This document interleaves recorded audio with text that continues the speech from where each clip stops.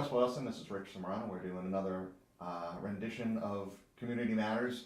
And today I'm here with my special guest. He is from the Office of Consumer Affairs and Business Regulations. He's the Chief of Staff of the General Counsel. His name is Greg White. And let's thank him for being here. Hi. Well, thanks for having me. Appreciate it. Good to meet you. Well, it's great to be out here. I didn't have to travel too far. No. Next town over. So we've been talking a little bit before the cameras started to roll, and told me a little bit of some of what Sure. you do, and man, it's a crazy world out there. It you know. is. It is. One of the comments you made, and it's so true, that someone doesn't have to come up and pick your pocket anymore. Someone doesn't actually have to even physically be anywhere near you to basically Commit identity theft. Yeah. steal your not only your identity, but steal your livelihood, Sure. steal everything Yeah. that you've got. Absolutely. So That's it's a frightening. It certainly is, and that's a big focus of what our office is focusing in on these days. But I generally begin by giving a quick overview of our office, because a lot of times when people hear consumer affairs, they automatically think the Attorney General's office. And we're a separate state agency. Consumer protection is a big part of what the Attorney General's office does. They have a bureau that oversees that. But again, we're a separate state agency, and we have a fairly broad mandate. We oversee 5 agencies, as well as having our own individual mandate within the Office of Consumer Affairs. We oversee the Division of Banks, which regulates all state-chartered banks and credit unions, mortgage companies, debt collectors, amongst other things. Oh, wow. We oversee the Division of Insurance, which regulates homeowners, auto insurance, healthcare insurance, amongst other things. We regulate the Division of Standards, and a lot of people don't know what they're about, but if you go to a gas pump, you'll see a sticker on there, and that sticker has either been put on by the town or one of our state inspectors, which goes out and inspects the fuel pumps to make sure that what's being advertised is in fact going into your gas tank. In addition to that, they inspect fuel delivery trucks, they inspect price scanners, they oversee auto body repair shops as well as auctioneers. We oversee the Department of Telecommunications and Cable, which regulates the telecommunications and cable industry. And then finally, we oversee the Division of Professional Licensure, which basically regulates 375,000 tradespeople throughout Massachusetts, from electricians to chiropractors to veterinarians. It's quite a pretty broad mandate, and they license them and also oversee a complaint process. And they recently initiated an online process where a tradesperson doesn't have to come into Boston or mail it in. They can do it online. It's called e-licensing, and we just initiated that this past month. So those are the 5 agencies that we oversee, in addition to which we have our own specific mandate. We oversee the do not call list, along with the Attorney General's office. Basically, we're a depository. They send it into us. The Attorney General's office does the enforcement end of that. In addition to that, we oversee the data breach, which we're going to talk more about. If in fact you hold confidential or personal information of a Massachusetts consumer, your business, and that information's been breached, you're required to notify our office, along with the Attorney General's office, the nature of the breach, how many residents in Massachusetts have been impacted, and what you've done to rectify the situation. In addition to that, we oversee the Lemon Law for new and pre-owned cars, the arbitration program. And one of our most important programs is the Home Improvement Contracting Program and Guarantee Fund. And basically what the way that works is, in Massachusetts, if you're doing home improvement work, and for the most part on an individual's house, and for the most part, most of the work out there requires a home improvement contracting registration. So you're required to register with our office. You pay a nominal fee, and then you pay a fee into the guarantee fund, which I'll talk about in a moment. And that allows you to work in Massachusetts doing home improvement contracting work. In the past,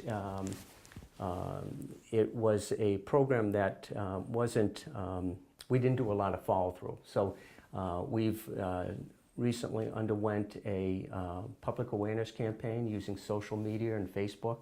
We're working with all the town building inspectors, and basically we've asked them that they, before they issue a permit, that they make sure that the contractor is properly registered. And we advise consumers and homeowners not to pull the permit, because if you do so, that prevents you from having access to the guarantee fund. So that's basically the home improvement contracting program. And again, the way it works is if you enter into a contract with a registered home improvement contractor and you're agreed by the process, provided you meet the criteria, you can file against the guarantee fund and recoup up to $10,000. So it's basically a safeguard for consumers out there. But again, it has to be a registered contractor, and you had to meet the criteria in order to be able to access that. So that's one of our most important programs, and again, we're working with all town building inspectors, we're working with town clerks, that when they issue a DBA, that they notify the individual, if he's a home improvement contractor, of their responsibility. And we're working with the Department of Public Safety, which issues the CSLs, to again notify individuals who have their CSL that also are required to have an HIC to in fact register with our office. So that's one of our most important programs. And lastly, we oversee a consumer hotline. And we have, as we talked about before the show, we have 4 co-ops from Northeastern, and they're with us for 6 months out of the year. So we had a new group starting in July, and those students take calls Monday through Friday, hundreds of calls from consumers. And they're not lawyers, they're not there to offer legal advice, but what they are is there to answer questions for consumers. And if they're not able to answer that, they will direct the consumer to the appropriate agency. And towards that end, they keep a log of all the various calls they get. And one of the things that we were talking about before the show is identity theft and the various scams out there, which is a big part, a big focus of our office. And the way that works is we receive calls and we track the various scams, as well as the most prominent types of identity theft. One of the things that we advise consumers to do is protect your information.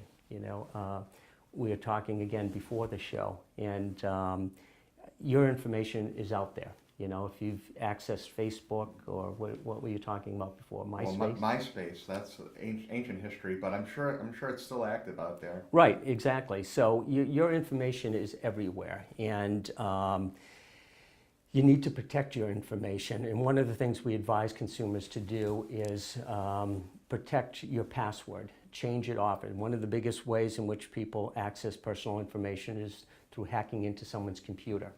And so we advise consumers to change up your password often, and don't use a name or a password that can be easily associated with you. Recently, my brother, who lives in Europe, called me, well actually he emailed me, and he said, you need to change your password. Your system's been hacked. So I went in and I entered a 6-digit number followed by 2 words that couldn't be associated with me. And recently my son and I were running a half marathon in Philadelphia, and right before the gun went off, I was trying to get onto iTunes, and he said to me, give me your password. So by the time he entered it, it took so long, the gun had gone off and thousands of runners had run by us. But the fact is, no one's going to get in, hack into my system. Yeah. So that's one of the things that we do, is we advise consumers to safeguard your password. I put together a password that can't be associated with you, and change it often. And if you work for a business or a government agency, IT is constantly telling you need to change your password or you won't have access to your information. So that's important. What I found is a lot of people will use like an email address as their, oh, I forgot my password, go to this email site. Right, But as soon as that email site gets hacked, right, you're right down the same. In fact, if that email site, I happen to use Yahoo. I've had a Yahoo account since the late '90s or whatever. sure. If Yahoo gets hacked, Yeah. well then almost everything that I've ever logged on to in my life, it can be accessed through that account. Yeah, So absolutely. it's a very dangerous thing. When I do IT work, and I usually tell people if they're going to if they want to protect themselves, worst comes to worst, you write it on a piece of paper, and then you keep it in a drawer, or you keep Exactly. it, somewhere close to your computer, so that, if they're changing it frequently and it's something that's not associated with you, so it's not sticking in your brain, write it down somewhere so that you can go to it, so that you always have a file or something Absolutely. close to you that's not on the web. Yeah, absolutely, and that's important. I mean, when you look at all the various entities, private as well as government agencies that have been hacked, Target, TJ Maxx. I worked in the Bush administration, and last year we were notified that the agency that basically oversees the personnel for the federal government, which consists of hundreds of thousands of people, their system that had been hacked, OPM, Office of Personnel Management, and with that, everyone's information, In fact, that not only was I a victim of that, but my mortgage company notified me last summer that I had been a victim of a data breach.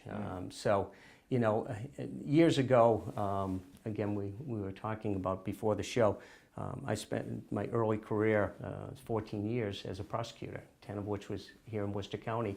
And back then, identity theft consisted of someone losing their wallet and someone using that information. Now, someone doesn't even have to leave their home. They can be operating halfway across the world and gain access to your information. So, it's not a question of whether or not you're going to be a victim of identity theft. That's a given. The question is how often it's going to happen. So, someone asked me the other day, what's the best way to protect yourself? And I said, you can go back into the dark ages. You can use cash, not access a computer, but that's unrealistic. At the end of the day, people need to utilize those devices. But you can take steps to protect your information along those lines. Another type of identity theft that we see a lot of are dumpster divers. Are you familiar with dumpster divers? Yeah, they go after it's usually after the shredded material that you've thrown away. Well, actually, they go after the information before it's shredded. A lot of people don't have shredding machines. They'll just take old tax returns, they'll throw them out, statements, bank statements, some of which contains your personal information, your social security number, your date of birth, and it'll literally go through your trash and they'll access that information.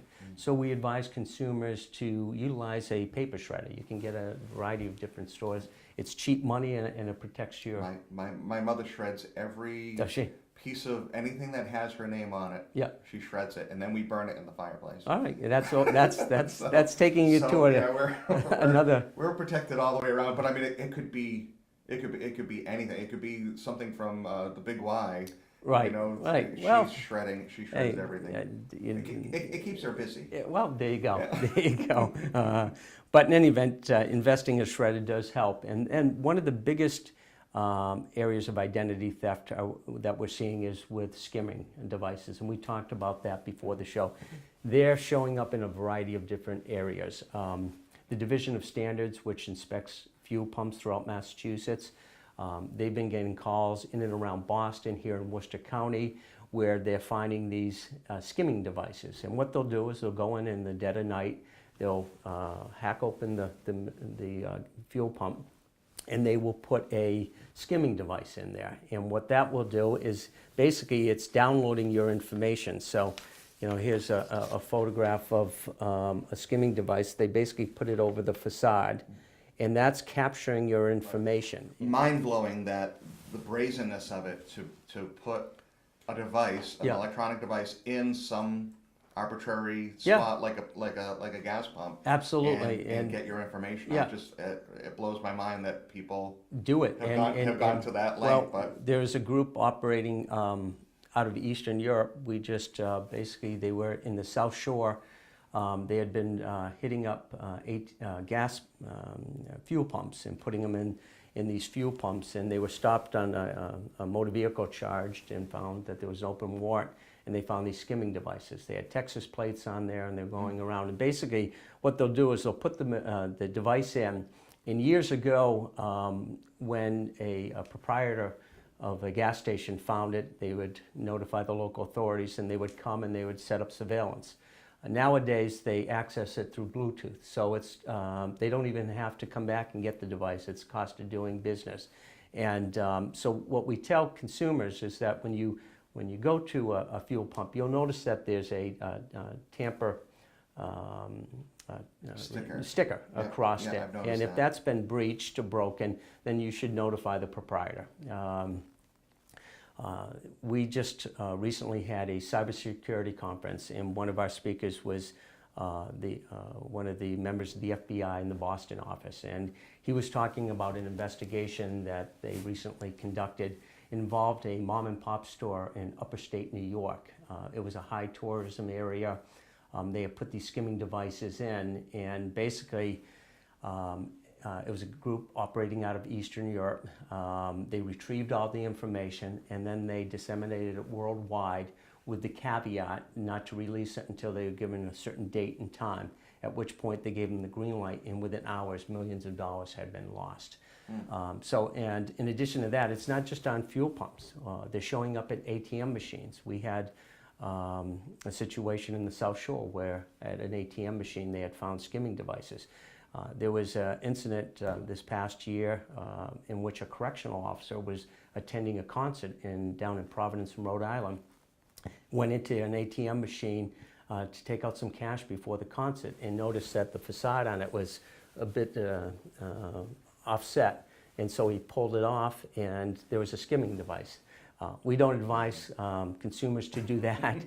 There's some important forensic evidence, so what we suggest they do is notify the bank or the proprietor, and they will come, they will notify the local authorities, which many times will notify the FBI or the Secret Service, and they'll conduct an investigation. So is the Bluetooth technology, is that pretty much standard with these skimming devices? Many times, yeah, unless they're old school, but you know, most of them are very sophisticated. Well, they must be. I mean, my Android does everything nowadays. I must be able to pick up that Bluetooth signal and know when you know what, something that's... There may be that potential, but you know, just being more aware of the situation.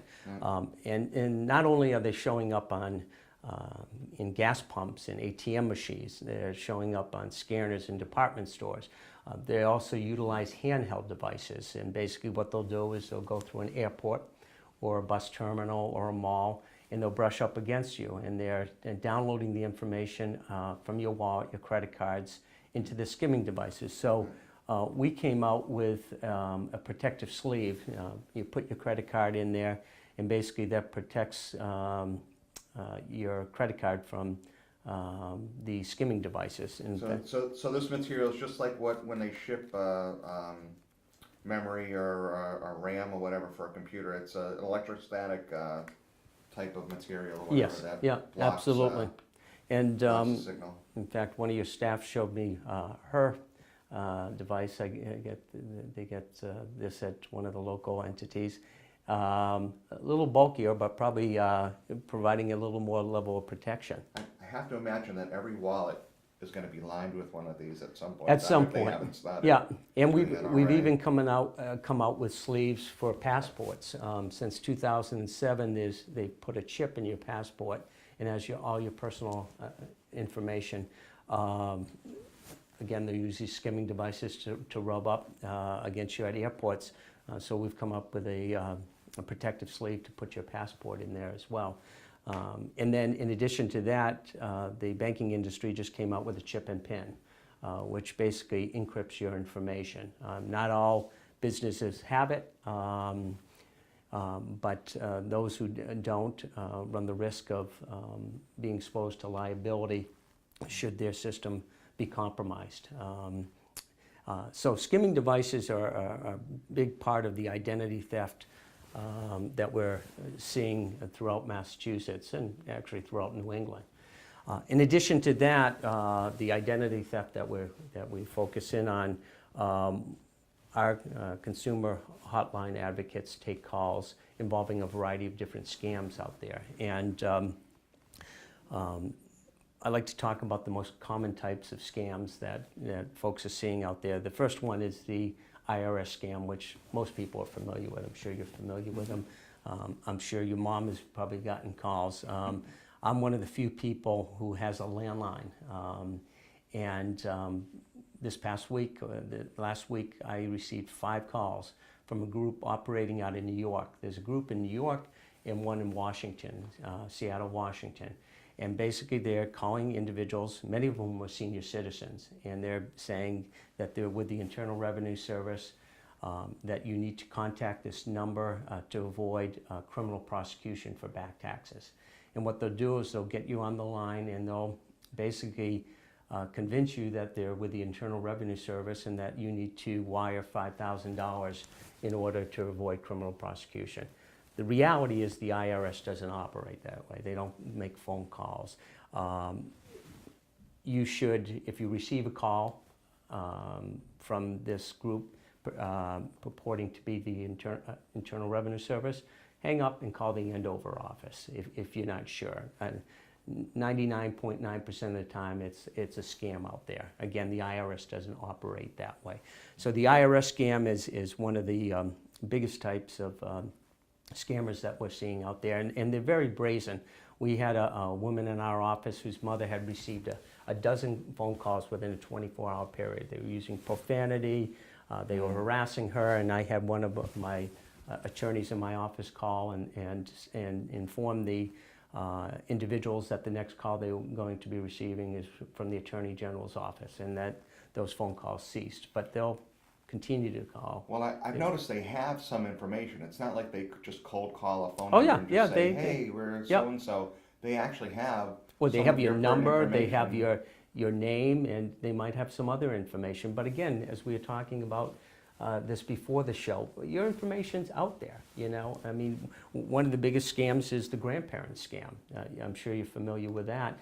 Basically what they'll do is they'll call a grandparent and they'll say your granddaughter who's studying in Paris, France, has been detained by the local authorities. You need to wire $5,000 or $10,000 to this number in order to have her released. And people say, well, how do they get that information? They can go on Facebook. It's amazing how much information can be gotten from social media. I was playing on Xbox. This was a few years ago, but I was playing on Xbox, and I met somebody playing some game I was playing at the time, and within, I want to say, less than 5 minutes, he was able to bring up my profile on Facebook. He's got a picture of me. He's got pictures of my children. Oh yeah. He's got picture. He knows basically knows my whole family within 5 minutes of speaking to him on. Absolutely. Online because on the Xbox. it's all out there, you know. So they retrieve this information and then they call, you know, many times senior citizens. We had a member of our office whose mother-in-law lives in Texas, and she received a call from this group saying that her grandson, who was studying in Atlanta, Georgia, had been detained, and that she needed to wire, I think it was a small amount, as you know, relatively speaking, as this group, in terms of how they operate. I think it was $2,500 or $3,000. Nevertheless, that's a significant amount for most people. She was requested to wire this money. She went to a local Western Union, and the individual behind the desk saw it for what it was, a scam. And he said, ma'am, I'd love to take your money, but you're being scammed. So she promptly left there and went to another entity, and they took the money, and she was out the $3,000. And so, again, when in doubt, pick up the phone, you know. But the grandparent scam is one of the most common types of scams that we're seeing, and many times they focus in on the senior citizen population. We also had the fake lottery scam. Are you familiar with that? I think I've heard of that. Yeah, basically they'll reach out to you and they'll say that you've won $1 million, you've won $500,000. Well, usually it's pounds or Oh, some other type of currency, and then you've got to. It could be. I mean, they're you've got to operating. pay a certain fee. You have to pay taxes on Yeah. it, and basically they'll say, you know, you need to pay the taxes and wire the money, and then we'll send you the balance. I don't know if it's a good tactic or the right tactic, but I said, well, if I won the lottery, take out a full-page ad in my local newspaper, Right. telling my community that I've won this money. Right. And if you do that, then I'll see about sending you some cash. And the reality is that's And not going to happen. Yeah, they don't. No. Yeah, they don't do that. And yet people are victimized by this all the time. The Boston Globe did an article this past about 6 months ago on this issue, and they talked about a number of individuals who had been victim of the scam. One of the individuals was a guy who had received 4 calls or emails from a group, 3 separate groups, saying that he had won the lottery. And then he received a 4th call or an email from a 4th group who said, listen, we understand that you've won 3 lotteries. By law, you can't collect on more than one lottery in any given year unless you join our association, and you need to pay thousands of dollars. He did, and he was out thousands and thousands of dollars. So we advise consumers, if it's too good to be true, in all likelihood it is. You know, this is probably one scam that you're not familiar with, the One Ring scam. I wasn't familiar with it as well, but I received a call on my cell phone about a year ago, and it rang once and they hung up. Well, if you're like most people, you're wondering who called you, so you call them back. Well, there's a group operating out of the Caribbean in which somehow they access your information. They'll call you, they'll hang up, and with the understanding that you're going to call back, and you call back, they keep you on the line. The longer they have you on the line, the longer they ring up a bill. And it's called the One Ring scam, and it's operating out there. So these are the more common types of scammers that we're seeing out there. Some of them have been around for years, like the IRS, the grandparents, but people are still being victimized by that. So well, the one scam that I run into, and maybe it's because I'm an IT person, but I get the someone calling saying I've got a virus on my computer. Yes, yeah. Scam. Yeah. And usually what I try to do is I'll keep that person on the line for as long as is humanly possible, and I start asking the dumbest questions. Yeah. So where's the start button on my computer? How do I, you know? Right. So I'll keep them, maybe 5 minutes or whatever if I've got the time talking to them, and then finally I say, well, at least I made you waste time with me for the last 5 minutes, Right. and you're not scamming somebody else. Right. And then I usually just let them Hang up. off Yep. the hook or whatever. But they always say, oh, you've got a virus on your computer. I go, well, which one? I've got 60 of them at my disposal. And they're like, oh, your IBM computer. Oh, okay. Right. Well, there's a group operating out there that actually they'll hack into your system, and they'll say that you need to wire $2,000 or we're going to delete everything off your system. And local police departments have been a victim of this scam. And I was talking to a former colleague who's chief of one of the local departments, and he said, yeah, we were hit up with this situation, and it was going to cost us thousands and thousands of dollars to have an IT guy come in and basically undo what they had done. And in the end, it's cheaper to pay a lot of times it's $500 that they're looking for.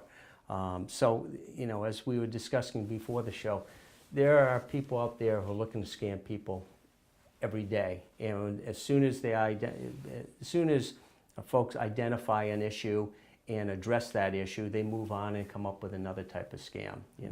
What was it, P.T. Barnum that said sucker was born? Sucker born every minute. Yep, yeah. Exactly. So again, we advise consumers, if it's too good to be true, it probably is.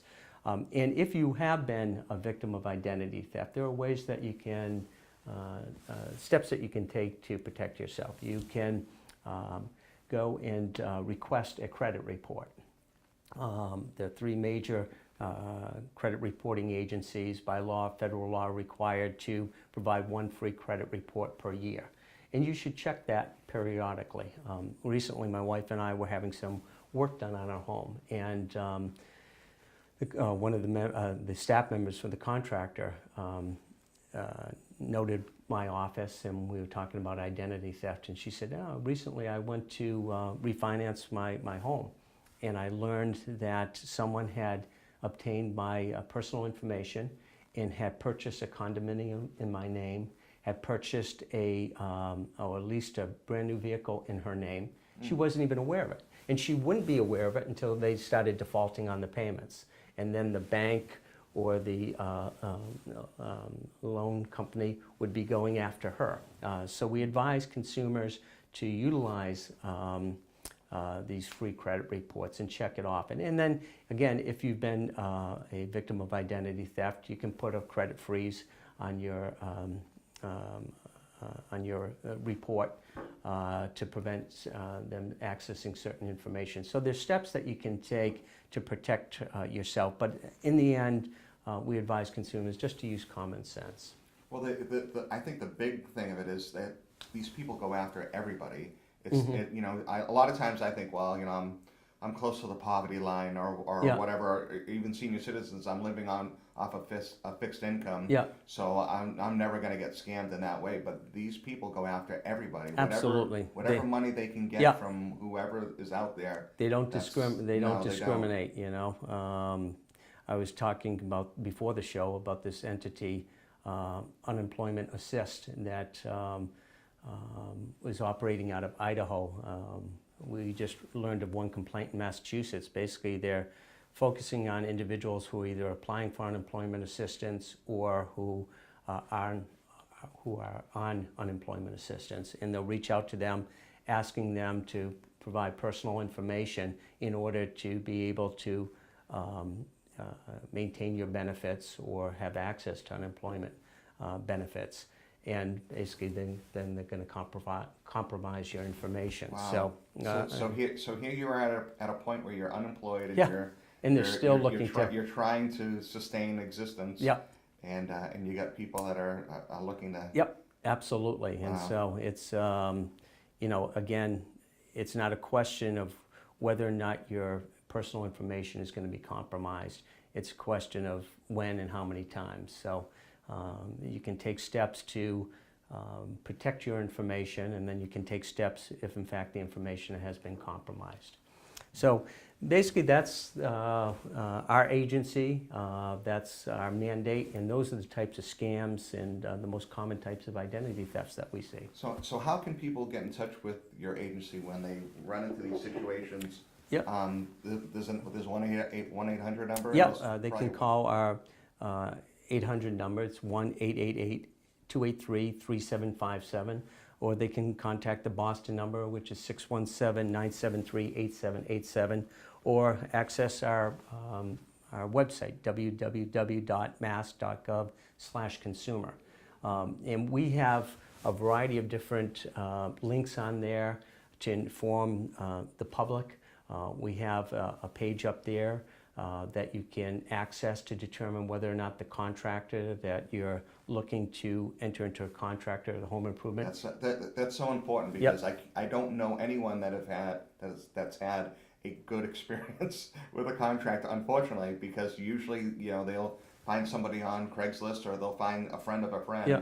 Well, and, there are a lot of terrific contractors out there. There are. But at the end of the day, there are bad apples in every industry, and unfortunately those are the individuals that prey on folks, and that's why we have the Home Improvement Contracting Registration Program. We also have a complaint process, so if you've been aggrieved by the process, you can notify our office. We have hearing officers that conduct hearings, and they can do one of a number of things. They can either dismiss the complaint as finding that there's no basis to it, or if they find that there is a basis for it, they can fine that contractor, they can suspend that contractor's registration, or revoke their registration. But again, at the end of the day, there are a lot of fine contractors out there. We recently met with the Mass Builders Association, and they want their members to be compliant, and because it's a matter of credibility. And at the end of the day, most contractors out there are trying to do the right thing. Unfortunately, there's a lot of folks within that industry that are involved in specific type of home improvement contracting that they're not familiar with the law. Recently, my wife and I had our home painted, and we had 4 area painting contractors come, some of whom have been in business 20, 25 years, had the workers' comp, had all the permits, but they didn't have their HIC registration, and they weren't aware of it. So we did a public awareness campaign focusing, part of the focus was on paint contractors to let them know their obligation. And under the law, if you're doing exterior painting, you're required to be registered. If you're doing interior painting, you're not required to be registered. But again, you can go on our website and find out those individuals who are in fact registered, and you only want to operate with an individual who has their HIC registration. Now, you're not really saving any money in the long run. No, in fact, you're exposing yourself and you're preventing yourself access to the guarantee fund if in fact you've been aggrieved by the process, if you're using an unregistered contractor. So. But that's basically our office, and again, we invite your viewers to, if you have any questions or concerns, to contact our office, either the toll-free number or go on our website. And again, we're always updating the information, and our goal is to inform and protect the consumers of Massachusetts. That's great. Well, I definitely learned a lot today. Great, great. You probably don't want to. Hopefully, our viewers have as well, because you guys have a lot of responsibilities in those divisions and the work that you do, and it's so extremely important. So I'm so glad that you took the time to educate us today. Great. Well, awesome. Thank you for having me. I appreciate it. Well, pleasure. Good to meet you finally. So West Boylston, there you go. That was Greg White. Does great work, obviously, very important work for us, and hopefully you've learned something today. And if you haven't learned everything you need to learn, definitely check out their website or give their office a call, and they'll be more than glad to take care of you. This is Rich Simmarano at Community Matters, West Boylston. See you next time.